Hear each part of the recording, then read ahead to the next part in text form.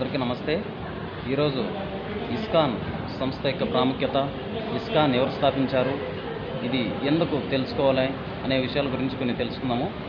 ఎందుకంటే శ్రీలా ప్రభుపాదుల వారు 1966 జూలై 13న ఇస్కాన్ స్థాపించినప్పటికీ ఇది ప్రపంచం మొత్తం మీద చాలా దేశాల్లో కృష్ణ భక్తులు, ఇస్కాన్ సంబంధించి భక్తులు ఉన్నారు. ఎందుకంటే 7 ఖండాలలో దాదాపు 6 ఖండాలలో కృష్ణ భక్తి ఇస్కాన్ టెంపుల్స్ ఉన్నాయి. అలాగే దాదాపు 500 టెంపుల్స్ ఉన్నాయి.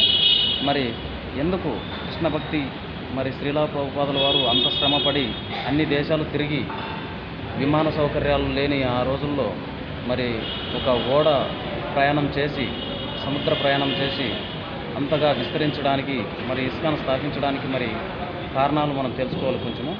ఎందుకంటే ఇస్కాన్ ఇండియాలో ఇప్పటికి ప్రసిద్ధి చెందినప్పటికీ చాలా దేశాల్లో, మన భారతదేశం కంటే ఇతర దేశాల్లో ఇస్కాన్, అమెరికా, మరి యూకే ఇట్లా కంట్రీస్లో తీసుకుంటే చాలా అభివృద్ధి చెందింది.